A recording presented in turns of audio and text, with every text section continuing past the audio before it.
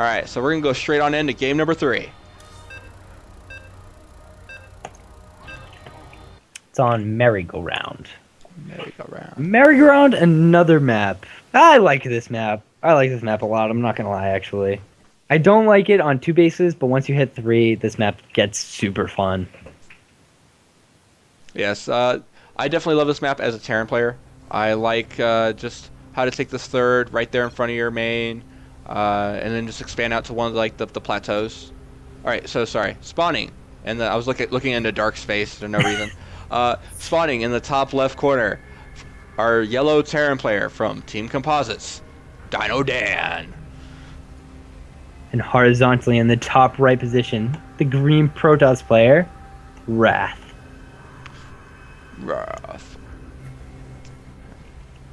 Alright, so what's score 2-0 unseen? DinoDan needs this win. Come on, bring the team back. Pull the boys. Rally the troops. Get that going. Rath building his pylon in an interesting spot. I don't see it there too many times. Yeah. This is probably going to be to block Reaper movement.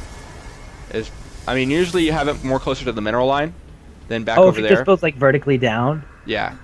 I see. Oh yeah, that's what he's gonna do. Good call. And that is an early gate. In fact, he stopped probes to make that gate. That's fishy. That's real fishy. Meanwhile, DinoDan being pretty standard, just going Rax, gas, probably gonna be a Reaper. Let's hope so. So he can scout this out. However, he probably knows what DinoDan does and might go for like a zealot and 2 stalkers opening. Little brush of that in order to hopefully deal some early damage to the Terran player, which can work rather well against a Reaper opening. Probe gets in, sees him first try. DinoDan doesn't know where he is since it's a 3-player map, so he can't be like, oh, 4-player, he's in the closest spawn.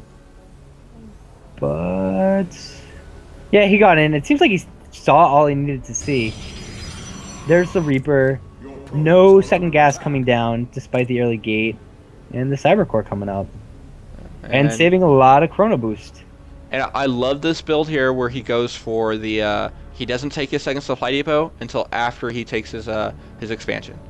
Which gets your expansion out just a little bit quicker. But as soon as that expansion goes down, you need to take that second supply depot. Or you're going to supply block yourself. Dude, I've never seen these double gates. I will admit I haven't been following the pro scene all that much, but 2 gates versus Terran, it's interesting. And Rath successfully leads DinoDan's SCVs to the bottom map. Yep. Ha ha ha. You got. There goes the Reaper. Reaper going. Reapers are kind of interesting on this map since there's not a lot of entry points. Yeah, and he's trying to get in one way. And he's going to supply block himself for a little bit here because this supply depot is late. Usually what I like to do with this guy's building supply depot is have him build a bunker as soon as he's done. Reaper gets in, sees the stalker, sees no other gas. But now this stalker should not have gone that way. Yeah, exactly. So. Oh, but look at that! Oh no, he got away. So the stalker. Yeah. Oh, but gonna lose this guy. But yeah. Wow. He saw the chronoed out stalker, so honestly, I would be pretty nervous. I'd throw down a bunker like yesterday. He said, and so if he had started it when that supply depot was done, you have enough money for it. Because right now, look at he's floating 250 minerals. He could have started it way earlier, and so now he's gonna be behind. He does have the factory going down. That could have gone down slightly sooner, but he was probably microing at the time, and it's understandable. But these stalkers are gonna deal a lot of damage right now. There's only 2 Marines. He shouldn't even worry about the bunker. The bunker even gets canceled. And luckily the natural is done, so that doesn't get canceled.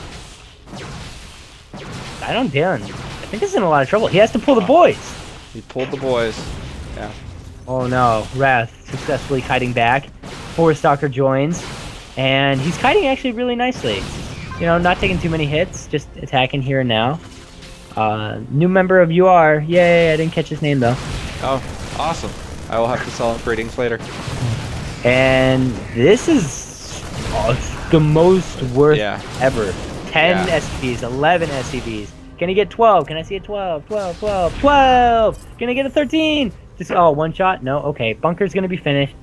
Honestly, though, not a lot of SCVs to repair it. And he just snipes a few right there, gets one more SCV, loses the stalker. Fair trade. Yeah. It's almost 1,000 resources lost to 175. Throwing down a second Nexus, that is really late, technically. But not when your opponent only has 13 SCVs. Yeah, let's hope the power of mules brings DinoDan back into this game. So the 4 stalkers. Oh, and he's got a Stargate. He could just get an Oracle and just wreck. Oh, yeah. This is gonna be the GG moment when this Oracle rolls in, unless our Terran player has some game sense and drops down an engineering bay. Did he scan it? He scanned, so that's got to be a little bit of a relief. Not seeing like 8 probes on mining with the Nexus done. Yeah, but even then, seeing the natural almost done, knowing the main has been producing out probes this whole time. Yeah. I got a question for you. Yes. What's that tech lab doing on the factory? He's probably thinking Blink Stalker, and so he's going to make siege tanks to defend against that. Because he saw 5 stalkers, and his whole idea was, oh, I'm going to see Blink Stalkers. And siege tank is actually pretty good at stopping Blink Stalker play. I saw that. You want to know who I saw that against? Bunny versus Naniwa. That was one of the first times I saw. Oh, Naniwa, how you're kind of sort of missed. He's kind of an asshole, so. sorry about that. I've met the guy, and yeah, he's really just. You met Naniwa? Yes, I met Naniwa. You're kidding me. I asked for his autograph, and he says, "Leave me alone," and he just walks away. Yeah, that's literally what happened. I was all like, "Okay," and I walk away, you know. But here comes the Oracle. That's exactly how I predicted that to go. Oh, that Oracle. Yeah, let's see how many kills he gets. 3, 4, 5. 6, 7, 8. Oh, is he gonna get the one building fighting about 9? Here come the Marines without stem. Dude, it's the damage is done. 10 SCVs, especially with all those earlier SCV kills. Jeez, 23 SCVs killed before 10 minutes. 24. Can he get 25? No. He's out of energy. But still. Oh, don't lose it though. Don't lose it. There we go. Go away. Or leave me alone. I don't know. That's top 10 favorite stories. All right, looking at the units lost diagram here, we have 24 SCVs, 1 Reaper, 3 Marines for our Terran player, and then for our Protoss player, 1 Stalker. Wow, things are looking pretty grim for DinoDan.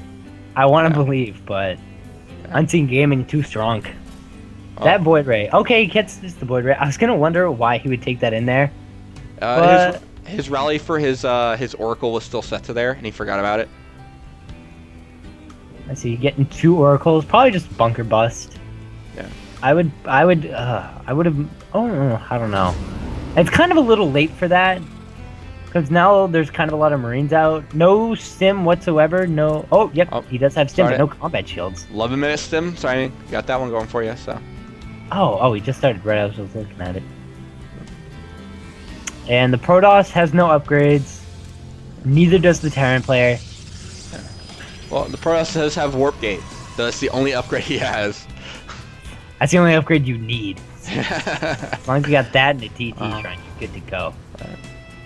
This Rath has 2 SCVs in it. That's the damage dealers.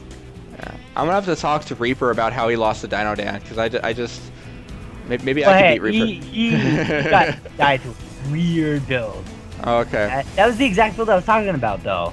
It's like 5 stalkers, you go in, you push, you build an Oracle to go a little bit sooner, but... I didn't realize this, but he brought 2 SCVs along too, and I don't think he realized it either until the SCV dropped, until the medevac dropped the 2 SCVs out of the medevac. Well, it was in the first 2 positions, right? So it was like SCV. Rath, meanwhile, going, what the hell? Oh no, don't lose the medevac though. You know, he could have gotten that. He's a little bit too late. But you know what? If he had stem, he would have totally gotten it. But the Marines just had to just walk on up there all slowly, in order to get it. And so that's why I thought the 2 SCVs are on, so we could repair the medevac. That's what he's thinking right now. He's like, well, at least I brought these along to repair the medevac. You know what though? DinoDan is actually doing pretty well. 86 to 91. considering all the damage he's taken, which has been a ridiculous amount, 46 probes to 40 SCVs. Like, DinoDan.